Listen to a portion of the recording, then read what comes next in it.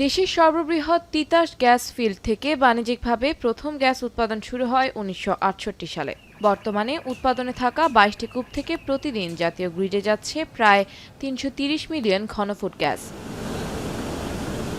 তবে দীর্ঘ সময় ধরে গ্যাস উত্তোলনের ফলে মজুত এবং চাপ কমেছে তিতাসের সবকটি কূপে।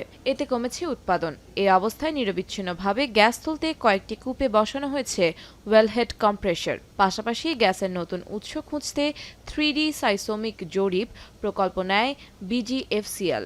এর প্রেক্ষিতে তিতাস ও বাখরাবাদ ফিল্ডে খনন করা হচ্ছে ২টি গভীর অনুসন্ধান কূপ।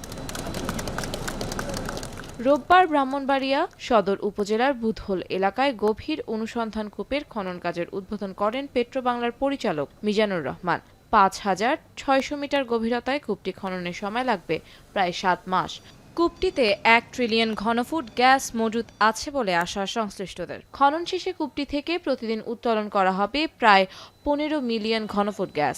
আমাদের এখানে আরও ৭টা গভীর অনুসন্ধান কূপের একটা প্রোগ্রাম আছে, বাট প্রথম এই অনুসন্ধান কূপটা যদি সফল হয় তাহলে এর সফলতার উপর নির্ভর করে আর কি পরবর্তী কূপ খনন করা হবে। তো আমাদের তিতাস ফিল্ডে অন অ্যাভারেজ ৩৭০০ মিটার পর্যন্ত আমাদের ড্রিলিং করা আছে।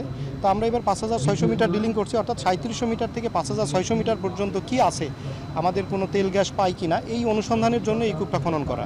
এদিকে দেশের জ্বালানি নিরাপত্তা নিশ্চিতে চলতি বছরের মধ্যে বিভিন্ন ফিল্ডে মোট ৫০টি কূপ খনন করা হবে বলে জানান পেট্রোবাংলার পরিচালক। 20 থেকে 22% এই রিমেইনিং গ্যাস কিন্তু আমাদের এখন এই তিতাসে নন রিজার্ভ হিসাবে রয়েছে।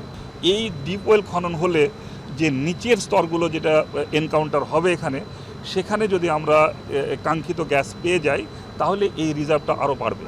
তিতাস ৩১ কূপ থেকে যদি কিছু গ্যাস জাতীয় গ্রিডে যুক্ত করতে পারি, আমি মনে করি বাংলাদেশের জ্বালানি নিরাপত্তা নিশ্চিতকরণের ক্ষেত্রে আমরা অনেকটা সফল হব। তিতাস ৩১ ও বাখরাবাদ ১৯ গভীর অনুসন্ধান কূপ খননে ব্যয় হচ্ছে ৫৯৪ কোটি টাকা।